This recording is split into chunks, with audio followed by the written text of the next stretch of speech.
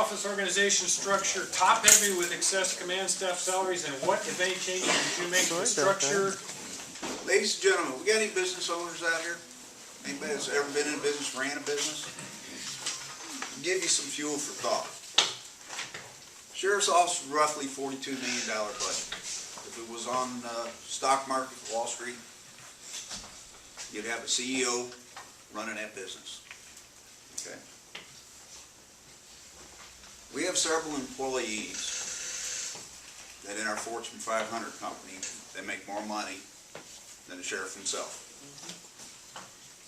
Now, I would understand that if these individuals had a special talent, something that nobody else in the sheriff's office could bring, an improvement, something that you, the community, would benefit from.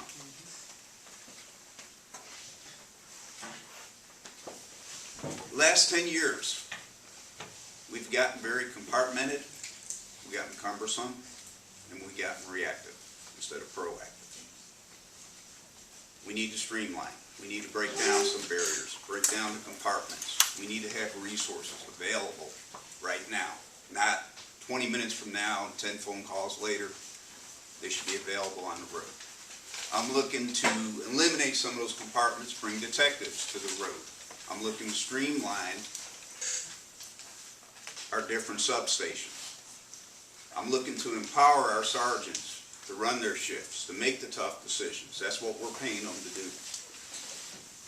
Yes, we are top heavy, we've gotten slow, we need to turn, we need to become a proactive agency and not a reactive agency. I'm going to read this again. Basically, kind of like what we've heard already from Tom, the buck stops with the sheriff. No employee should make more than the sheriff. I cannot fathom how this has happened or why. It's a big morale issue, or one of the big morale issues inside the agency is the disconnect between the administration hierarchy being too top heavy with 20 plus employees at salaries topping 100,000 mark. That's why I earlier stated that I would kick back part of my own salary if elected to those troops to knock that division between us versus them philosophy. And the line level officers work, or I'm sorry, for the administrators in this agency, some of those officers that are making $100,000 a year work in a low risk environment. They don't work holidays, nights, weekends like the other officers do. Where the line officer, he's actually out working nights, weekends, and holidays, longer shifts, etc., and in a high-risk environment for a substantially lower pay. What I would do to change that excessive command structure is to eliminate a good portion of it. We have too many people at the top levels. If kind of like Tom said, if it was a Fortune 500 company, you can imagine the local Kmart having 4 assistant managers, and maybe they do, but maybe somebody should look at their operations as well. But what I would do is eliminate and consolidate some of those positions. I would instill a corporal rank within the agency to give a line level stepping stone that FHP and some other agencies across the country use, which builds leaders within the ranks and shows them that there's a ladder that's worth climbing. And with each step in that ladder, they have a little bit more leadership and more role in dealing with not only the community, but with the management aspect of it as well. I basically say sergeants receive a 5% salary increase upon promotion. I would extend that pay raise step ladder all the way up through the chain. If a sergeant only gets a 5% pay raise, so should the lieutenant, captain, major, colonel, general should get it. But they should be getting that promotion and that pay band for doing the job for the right reason and working for you, the citizens of this community, not for the sheriff. They should be working for you, and they shouldn't be doing it just for the money. It should be about what they can give back. Thank you. There's just no satisfying me. I complained about going first, and now everybody stole all my answers. You just can't make me happy. I think my wife knows. Just kidding. Just to go over some of the stuff, and you've heard it already. MCSO has 21 administrators making $100,000 a year or more, 2 making more than the sheriff. The undersheriff makes $135,000, $20,000 more than the sheriff. I will reduce all administrative positions, consolidate responsibilities where possible, use the cost savings to reinstate Marine units in the upper and lower Keys, and refund the SRO positions in our schools, taking that burden off of our school board, our teachers, and our children. By the way, the numbers I mentioned are all on my website. It's all from a public records request from the sheriff's office, and you can look at that at groveforsheriff.com. Thank you. On an average day, Monday through Friday during the daytime, if you were to count the officers working and count the supervisors working, on a normal day, it's 13 supervisors and 13 deputies. That's 1 supervisor for every deputy.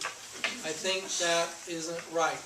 And in some sectors, you'll have a captain, a lieutenant, a sergeant, and 2 deputies. So there's 2 deputies and 3 sergeants, or 3 supervisors. Does not make sense to me. So I do believe we're top heavy, and I do believe we need to adjust how many supervisors we have for how many deputies we have, and it needs to be adjusted. Thank you. Okay, just want to clarify the 21 people making over $100,000. That's while that's on the website. The reality is there's really 14 people in the sheriff's office that are budgetary positions are making that level of money. We oversee federal funds in South Florida, Puerto Rico, Virgin Islands. We're the fiduciary to control that money by Department of Justice. And on those are 7 people, which is the director of Puerto Rico HIDA, deputy director of Puerto Rico HIDA, director of South Florida HIDA. These are federal initiatives which are solely paid for by federal funds. We just oversee that money. So those are not by any means coming out of your taxpayer's dollar, not 1 red cent. There are 2 people that make more than the sheriff, that's true. Myself being one, and the next one being our general counsel or our attorney. Just like we earlier talked about, Jake said some special skill. Well, that's definitely a special skill. And myself, I just tell people, I've been with the sheriff's office 25 years. I've had 25 years of COLA, merits, and I've promoted up through every single rank. Some agencies, we get fast-tracked and just bypass everything. I've happened to gone through every single promotion.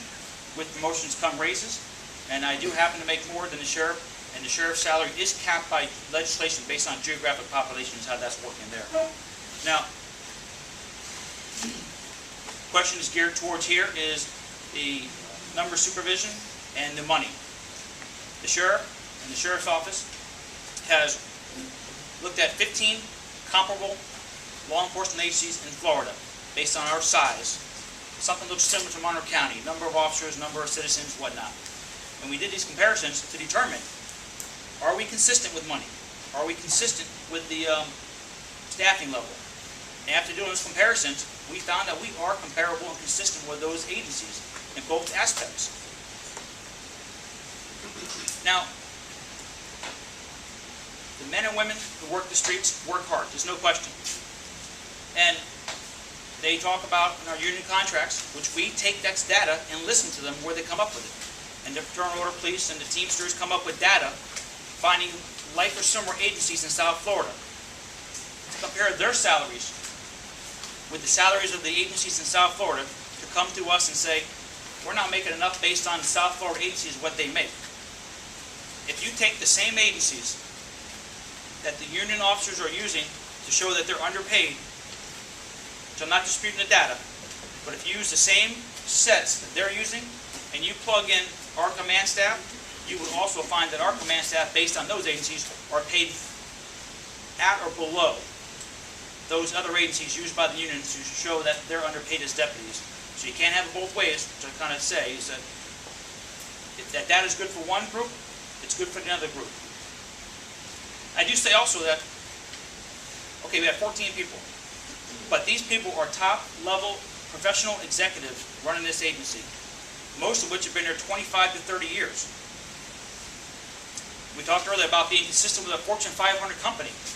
You look at Fortune 500 companies and these top-level executives, what they'd be making, you'd find our staff are substantially below that. So, all right, I appreciate your time. Thank you.